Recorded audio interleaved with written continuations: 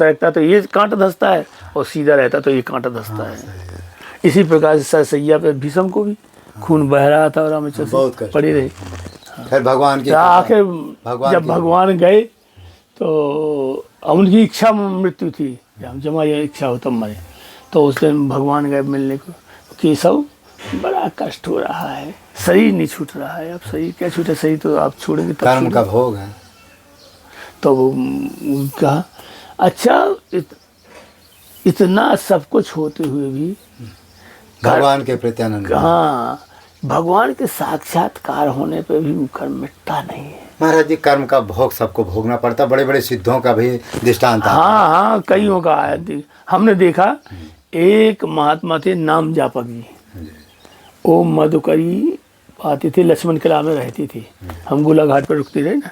तो उनको हमने देखा तो वो क्या है, जो रोटी मांग के लिए आते थे मधुकरी करके, 4 रोटी ले करके पतली पतली, और उनको सरयू जल से धो करके और उसी जल में मीस करके, ना नमक ना मीठा ना कुछ नहीं, ना साग सब्जी कुछ नहीं खाते थे, उतना खाते थे। और उनको जब फेफड़े में महज कैंसर हो गया तो यहाँ से मवाद निकलती थी, वो बड़ा लोटा होता है ना, 1 लोटा भर मवाद निकलती थी उनकी। जो मन कण कण में परमात्मा दिखता है, जो वास्तविक हमारा कल्याण कर सके, उसको कहते संत। तो संत जैसे तुलसी, कबीर, रैदास जी स्थिति वाले जैसे कोई महात्मा है, ऐसे संत की सेवा, ऐसे जो संत है वो कहीं भी रहें, किसी मठ में रहें, चाहे मंदिर में रहें, चाहे गाड़ी से चले, चाहे 4 पहिया गाड़ी चले, उनमें दोष नहीं देखना चाहिए, उनमें जात पात भी नहीं देखना चाहिए। उनको मन वचन कर्म से उनकी सेवा करना। और यदि वो स्थिति के महात्मा आपको नहीं मिलते हैं तो जो जंगल में महात्मा है, जैसे देख रहे हैं अभी तमाम जंगल में महात्मा है, तो इनकी सेवा करो। क्योंकि ये क्या है कि जो हम आटा दाल चावल देंगे, ये स्वयं खाएंगे, ठाकुर जी को भोग लगाएंगे और फिर पाएंगे। तो इनकी सेवा से भी आपको पुण्य 10% मिलेगा। तो इस तरह से हम बार बार यही कहते हैं। और अब चलते हैं संत जी के पास। अरे राम बहुत हो जाएंगे।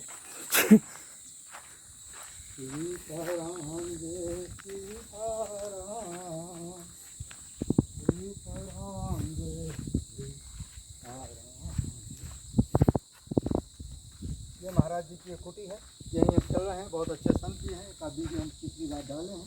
तो इस तरह से संतों की अपार में जो कहा जाए उतना कौन जरूरत पड़ी भगवान को। और जिसकी जरूरत पड़ी होगी तो सारे नाक रगड़ते रगड़ते मानते मानते नाक घिस जाएगी तुम्हारी, नाक घिस जाएगी, समझे। ऐसा मत समझो। भगवान के पास में ऐसी डोरी है, 184 की नाथ हाथ भगवान है। नाथ पकड़ के बैल की फेरत एन किसान, जैसे रस्सी पकड़ के पगहार और बैल को घुमाता है इधर से इधर, इधर से इधर, ऐसे किसान घुमाता है, ऐसे परमात्मा के सारे 84 लाख योनियों की नाथ उसके हाथ में है। ये क्या दोहा, अभी बहुत अच्छा दोहा बोला ना तुम्हारे 184 जोन की नाथ हाथ भगवान। अच्छा, भगवान के हाथ में उसकी नाथ है, दूरी 84 लाख जियों। हाँ, सबको जिस जीव को जहाँ घुमाना चाहे वहाँ घुमाएगा, जो कराना चाहे वो करा लेगा। उस परमात्मा के बड़े विशाल सत्ता है। अच्छा ये देखो, ये संसार, जब वेदों ने स्तुति की भगवान राम राज तिलक में तुलसीदास जी लिखते हैं कि ये संसार भगवान ने जो सृष्टि उपाय त्रिविध बनाई, 3 प्रकार की सृष्टि बनाई भगवान ने। संग सहाय न दूजा, दूसरे को सहाय अकेले बनाई है, हैं। संग सहाय सो करव अघारी चिंता हमारी, जानी भगत न पूजा, मैं भक्ति पूजा जानता। देवताओं ने स्तुति की भगवान की, है। तो वो परमात्मा के अंदर में इतनी चीज, और जिस चीज की उसको जरूरत पड़ जाए वो स्वयं बन जाता है, स्वयं बन जाता है। ठीक है, स्वयं बन वो स्वयं उसमें है ना, उसके अंदर में सभी चीजें हैं ना। सही है। जैसे आप एक देखो, मोर के पंख में कितनी कलाकारी होती है, कितनी कलाकारी होती है। वो कोई बाजार से थोड़ी रंग ले आके लगाता है, लगाता है। नहीं। हाँ, उस अपने आप प्रकट होती है। अरे मानो कुछ ऐसी पक्षी होते हैं कि देखते रहो, इतनी सुंदर पक्षी होते हैं। हाँ, हमने देखा। एक पक्षी होता है, बड़ा होता है वो। एक मोर भी देखने में कितना अच्छा लगा। मोर भी तो अच्छा मोर नहीं, एक पक्षी और होता है, उसके कई रंग होते हैं, पंखे होते, कई रंग के पंखे होते। वो एक गर्मियों में इसी समय में हम आम रखाने के लिए जाते थे, तो आम पे वो ठंडे में बैठते थे, आते थे वो पक्षी, हमने देखा है। तो कई रंग होते थे, सफ़ेद भी, लाल भी, पीला भी, हरा भी, नीला भी, काला भी, जितने रंग होते 7 रंग होते हैं, 7 रंग के पंखे उसमें हाँ ऐसे विद्यमान थे। बड़ा विचित्र पक्षी, अरे वाह भाई, देखने में कितना सुंदर लगता है। तो वो सब, वो सुंदरता जो है, वो रंग जो है कहीं से लगाया नहीं गया, वो स्वयं परमात्मा का स्वरूप है। हाँ परमात्मा, वो रंग भी परमात्मा का स्वरूप है, समझ रहे आप? लेकिन जो जीव ये माने ऐसा कहता तो, लेकिन भगवान स्वयं कहते कि कबहू कर करुणा नर दे। मैंने, भगवान कह रहा है मैं कृपा करके तो ये मनुष्य शरीर दिया है, लेकिन फिर भी जीव समझता नहीं, बात नहीं समझता है, नहीं समझता। तो यही तो ना समझ भाई, उस परमात्मा की एक व्यवस्था है।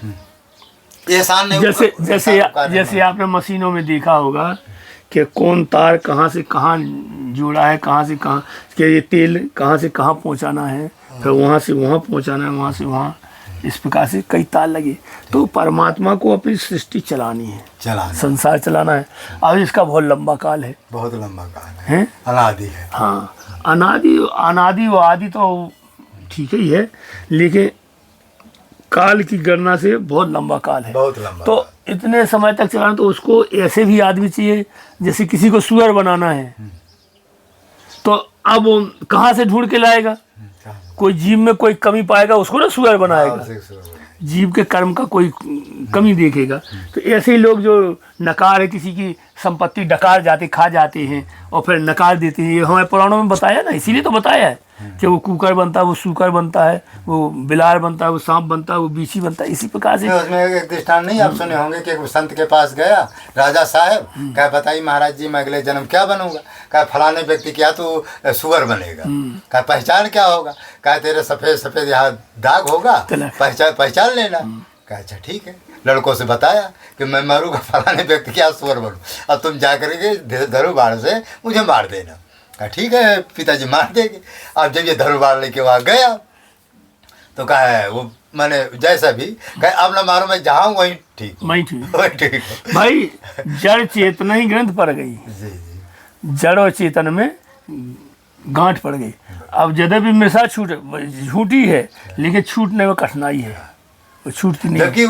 देखो एक बंदर घिसट के चलता, आपने देखा होगा है। अब वो उसको शरीर भार है साला, लेकिन उस पर ममता है उसकी, वो शरीर को बचाने की कोशिश करता है, उसको भी नहीं छोड़ना चाहता। फिर ठीक है, वो भी प्रयास करता है। जब देख लिया कि अब बिल्कुल मैं किसी लायक नहीं, तब सोचेगा भगवान मुझे ले जाए। नहीं, व्यक्ति अंतिम समय तक जो है नहीं, वो बचने की कोशिश, जीने की कोशिश, हाँ जीने की कोशिश, बिल्कुल नहीं। अगर कोई ज्यादा अस्वस्थ व्यक्ति दिख रहा है, काप कहे तो पड़े पड़े अब मर जाओ, तो वो कहेगा हम कहे मर जाए, तुम ना मर जाओ। साहब बाबा यही कह रहे थे। हाँ। एक दिन किसी ने कहा कि अब तो बुढ़ा गया है, मैथेश्वर जी। हाँ। कहा तो बुढ़ा गया लगता, कहा मैं बुढ़ा गया, अभी देखो बढ़िया जवान बैठा, अंतिम समय की बात है, 10-5 दिन बचे थे। कहा अभी देखो जवान बैठा हो, कुर्सी में बैठा, मैं कहा मर जाओ, मोर खीता तुम ही मर जा। माने मरे के कगार में जीव है। हाँ। फिर भी जीव नहीं चाहता, नहीं मरना चाहता भाई, यही तो बात है। और एक ये रामदास जी हमारे शास्त्री जो बताए नहीं तो दिन घर ना, ये क्या हुआ कि महाराज जी बोलती बंद हो गई, मैंने चल रही तो श्वास ऐसा नहीं बोलती, और उसको जैसे कोई खिलाए तो इसके अंदर जाता ही नहीं था। अब क्या हुआ कि सभी टाटी राघवा गोदास जी, बलराम बच्चा, ये शास्त्री जी थे नहीं, कहा अब ये मरे बचेंगे, अब लकड़ी को, अच्छा वो रामदास जी लकड़ी की व्यवस्था करो। मैं को कहा तुम एक बार देख लो। मैंने कहा कि बात तो सही है कि थोड़ा मेरे सामने मैं लाया था जूस पिलाया, सही बात है नहीं गया, और मैंने घड़ कर रहे थे। तो, हाँ भाई जब जाएगा तब तो मैं घड़ कर रहा था, और उसमें वो हो रहा था, पूरा शरीर जो है हिल रहा था, मैंने एकदम नहीं आदमी बिल्कुल तलफ जैसा रहा। हाँ। फिर अब नाम मात्र मुश्किल 1 चम्मच डाला गया बिल्कुल। अब सभी के मन में हुआ कि भाई ये स्थिति तो बड़ा ही कठिन है। तो फिर मुझको बुलाया, मैंने कहा कि ऐसा करो, लो 1000 रुपया लो और डॉक्टर को बुलाओ, जो लगेगा मैं दूंगा। महाराज जी अब जब ये चीता की तैयारी कर रहे थे, लकड़ी उकड़ी की व्यवस्था कर रहे थे, कहाँ से कितनी लकड़ी आई, कहाँ से ये नहीं कि जो 10,000 5,000 लकड़ी की व्यवस्था है, कहो डॉक्टर के 1,000 2,000 दे के डॉक्टर को बुलाए क्या सुई लगवा दो, लेकिन कोई मतलब नहीं। फिर मैं जैसे 1000 रुपया दिया इसको राम बच्चन का, ये दौड़ा डॉक्टर को लाया, महाराज 2 सुई लगाया तो महाराज जी आधा किलो जूस पी गए। बोलने भी लगा सीताराम सीता, और इतना खुश हुआ, उसका वीडियो इतना खुश, इतना लगता है कि तीनों लोग का सुख उसको प्राप्त हो गए। खूब हाथे वो बजाने लगा, नहीं होता है।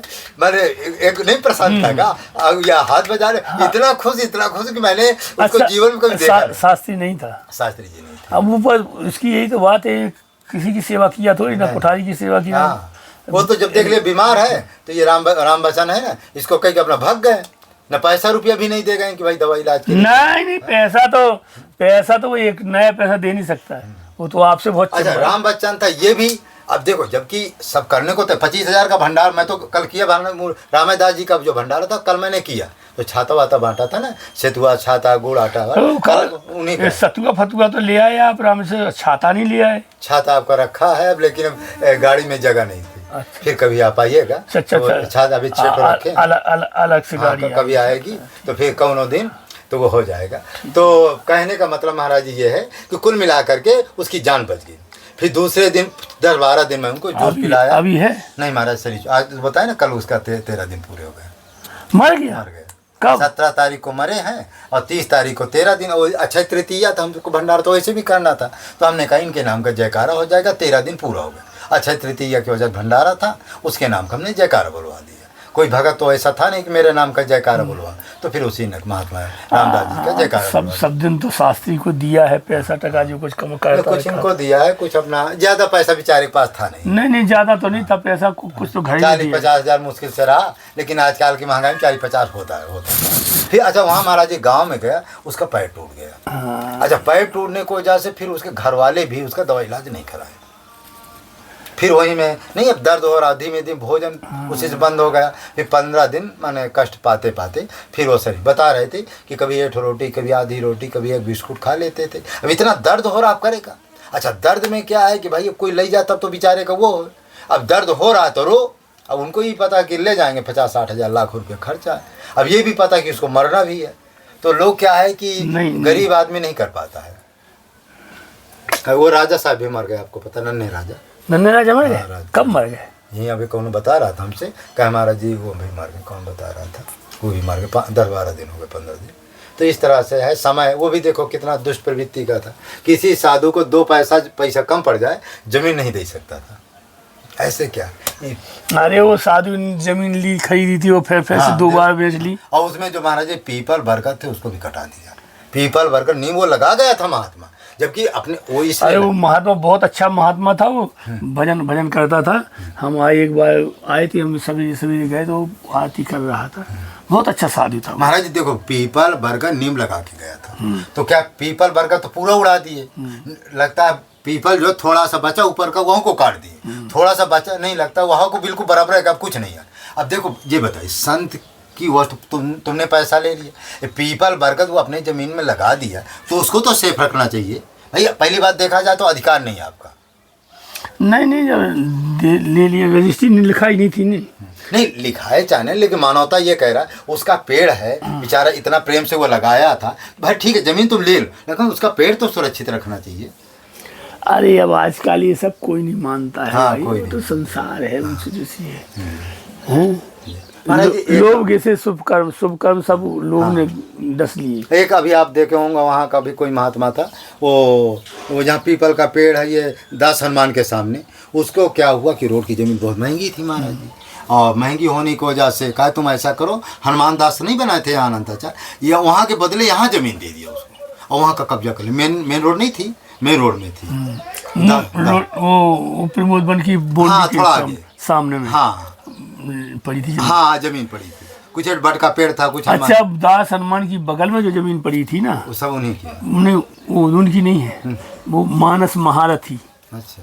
मानस महारथी का प्लाट पड़ा है, वो खरीदा हुआ। अच्छा, मर गए वो है, मर गए वो, तो फिर ये कब्जा कर लिया होंगे। ऐसा बता रहे वहाँ की किया। फिर वो महात्मा को महाराज जी यहाँ वो हनुमान दास के सामने 1.5 बिस्वा दे दिया, और वहाँ का 10,000 रुपया, और यहाँ का 10 लाख की, वहाँ 1 लाख की।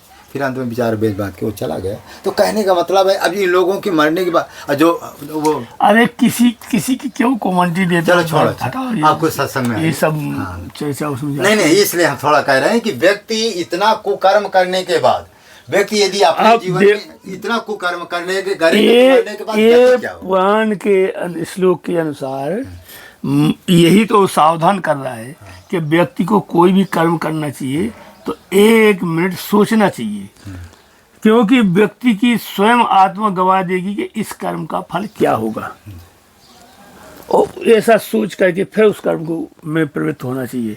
एकाएक झोंक में आकर के नहीं होना चाहिए। नहीं, मैं इसलिए दृष्टांत क्योंकि ये कर्म साथ में रहेगा, साथ ये आपको जिंदगी भर जहाँ जन्म लोगे, जिस जीवनी में जाओगे वहाँ दुख मिलेगा आपको।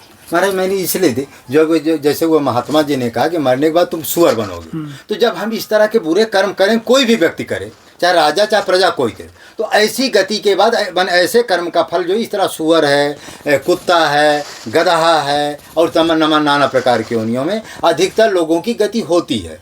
आप एक बार सुने हैं कि नहीं? ऐसे बहुत है। एक वकील था, इसे राजा महात्मा ने कहा कि वकील तो है लेकिन झूठ मत बोल रहा, लेकिन वकील तो झूठ बोलेगा।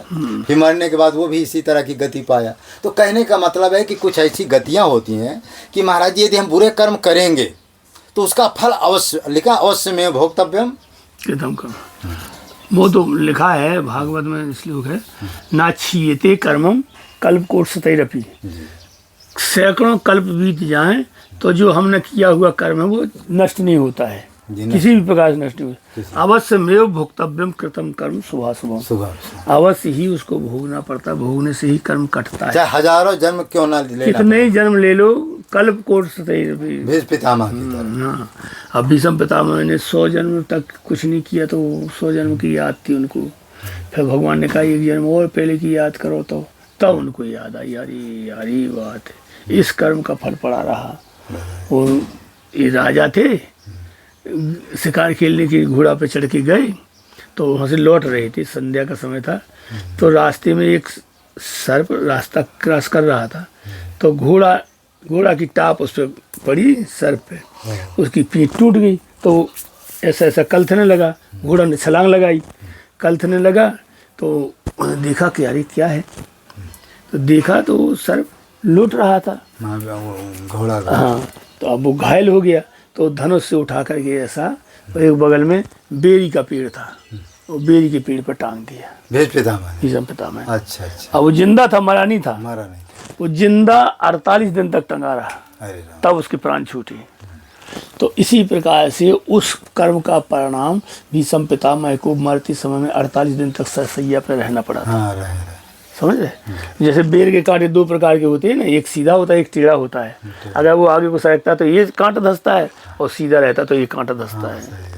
इसी प्रकार से सरसैया पर भीष्म को भी खून बह रहा था और रामचंद्र से पड़े रहे।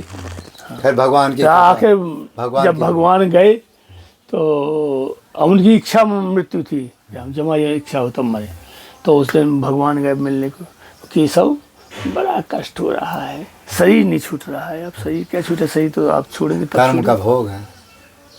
तो वो कहा अच्छा, इतना सब कुछ होते हुए भी भगवान के प्रति आनंद। हाँ, भगवान के साक्षात्कार होने पे भी कर्म मिटता नहीं है। महाराज जी, कर्म का भोग सबको भोगना पड़ता, बड़े बड़े सिद्धों का भी दृष्टांत। हाँ, कईयों का है। हमने देखा एक महात्मा थे नाम जापक जी, वो मधुकरी आते थे, लक्ष्मण किला में रहती थी, हम गोला घाट पर रुकते रहे ना, तो उनको हमने देखा, तो वो क्या है, जो रोटी मांग के लिए आते थे मधुकरी करके, 4 रोटी ले करके पतली पतली, और उनको सरयू जल से धो करके और उसी जल में मीस करके, ना नमक ना मीठा ना कुछ नहीं, ना साग सब्जी कुछ नहीं खाते थे, उतना खाते थे। और उनको जब फेफड़े में महज कैंसर हो गया तो यहाँ से मवाद निकलती थी, वो बड़ा लोटा होता है ना, 1 लोटा भर मवाद निकलती थी उनकी, रोजाना बहती थी।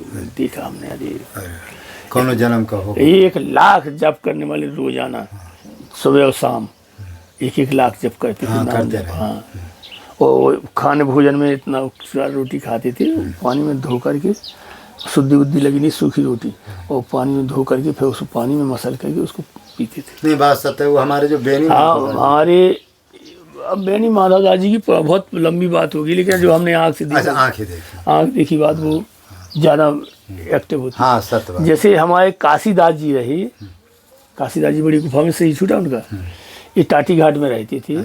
तो काशीदास जी ना रामरस मीठा कुछ नहीं पाते थे। ये क्या कहते थे, मूंगफली को सेक लेते थे और सेक के उसको पीसते थे, सिल पे पीस करके, और पानी में घोल लेते थे, उसमें रोटी मिक्स करके खाते थे। अच्छा। हाँ, कोई स्वाद नहीं। कोई राम रस भी नहीं। हाँ, न रामरस न मीठा, कुछ नहीं। अच्छा। और वो कुटिया पे से खपरा उतार के उसी खपरा का तवा बना लेते थे, उसी पर टिक्कड़ बना लिया। अच्छा, तवा मैंने खपरा पे तवा बन जाता है। हाँ, खपरा धर देते थे, आगे पर गर्म हो गया। हाँ, बन हो जाता है। कुछ लोग है कि ये मिट्टी का ही तवा बना करके रोटी बनाते हैं, सही है। तो वो उसी पर बनाते रहे। मतलब अब उनका शरीर छूटा। भैया तुम्हारा ये शास्त्री जो है काशीदास जी का बड़ा भगत बना रहा।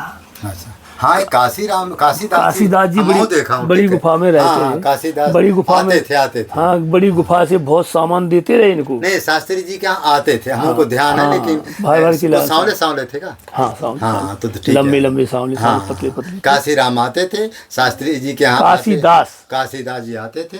और जब वो मरे थे तब शास्त्री यहाँ नहीं था। अच्छा। फिर वो उनकी बारात में अकेले हमारे राम गए थे। अच्छा। और उसके यहाँ वो चौरसिया रहता था ना, लखू, वो गया था। ये बड़ी गुफा में काशीदास रहते। हाँ, हाँ, उनका सही छूटा, बड़ी गुफा वाले ले गए थे। तो इतना सा जैसे बैठने की चौकी नहीं बना, इतनी सी थी बनाई थी उसकी। अच्छा। और उसी पे ही उसको जला दिया, धरा था, रख दिया। तिवारी साथ में था। अच्छा। तो हमने कहा भाई कपाल किया है, तो बोले कपाल किया, जिसको करना हो करे। अच्छा। तो हमने कहा लिया, हम करती हैं। हाँ, हम कर लेते। तो अरे बोले जो करता है वो सब साधन अपने साथ ले आता है। तिवारी भी कोई अच्छा साधुओं के प्रति किसी की अच्छी भावना नहीं है। नहीं, वो कहते हैं संत का जो है वो करने पर भगवान की कृपा से पुण्य भी मिलता है। मानते उसको स्नान कराने पर, कंठी चढ़ाने। वहाँ कोई साधु कोई थे नहीं। अच्छा। अकेले हम ही थे। अच्छा, थोड़ा बड़ी गुफा का स्वभाव था, यदि कोई मर जाए तो साधु संत को बुलाते भी नहीं कि 4, 6, 10 महात्मा आ जाए। अरे सब यही कर्मचारी जो है राम से काम वाम करने वाली वाले, हाँ, यही सब ले गए थे, भेज देते थे। और थोड़ा ये नहीं कि कोतवाल से कह दे भाई फलाने महात्मा की शरीर छूट जाए, आप आइए, ऐसा कोई वो नहीं करते। कोई नहीं करता है। कौन करता है? नहीं, और जगह तो होता है। नहीं। जैसे कोई महात्मा कहीं शरीर छूट जाए, आप सुनो हमारी बात। अड़गड़वा में राम प्रकाश का शरीर छूटा था, किसी साधु को नहीं बुलाया। वो भोला उसका चेला है, वो भोला भी नहीं गया। वो फिर उसने ट्राली में लकड़ी भरी और उसी ट्राली में ऊपर, उसी के ऊपर में रख के दे गया और फटिक से लाता। अब देखो, हमारी माता जी का शरीर छूटा था, मोहल्ला में 8-10 महात्मा गए थे। नहीं, वो जाते महात्मा, जो महात्मा होते हैं जिनको साधता होती है वो जाते हैं। मैथिली शरण जी का शरीर छूटा, कम से 200-300 लोग गए थे। तो उसमें महाराज जी क्या है, कुछ महात्मा जैसे वो हैं महानतया जो है, तो क्या है जो चाहते कि महात्मा आवे बारात में, तो क्या है कि कोतवाल के द्वारा भेज देते कि फलाने महात्मा का शरीर छूट, इतने बजे आपको पहुँचना है। तो लोग क्या है कि अधिकतर महात्मा पहुँच जाते हैं। जैसे 100 महात्मा देंगे तो 50 महात्मा पहुँचते हैं। नहीं, और अच्छा पहुँचना भी चाहिए। जैसे गृहस्थों में भी तो लोग पहुँचते हैं। हम बताएं, ये ज्ञानदास की माँ इस कुटिया में मरी थी, 3 दिन धरी जो मरी। अब एक ना जाने कहाँ था ससुरा, फिर वहाँ से आया तो फिरते ही रहता था, माँ को यहाँ रखे था। अब ये परमेश्वर दास उसको साग बना के देता, वो रोटी बना लेती थी। और फिर कभी देना बंद कर दिया। तो फिर उसको ये त्रिलोकी दास जी उसके साथ में वहाँ तक नहीं गए थे, यहाँ इसी नाला में यहाँ जलाया था। नहीं गए थे वहाँ तक। हाँ, नहीं, हमारी माता जी का जब शरीर छूटा था तो पता नहीं मोहल्लम का है, हमारे संत जी के माता जी का शरीर छूटा है। हम जाएंगे तो फिर लगभग अधिकतर जो है सभी लोग बेचारे गए भी।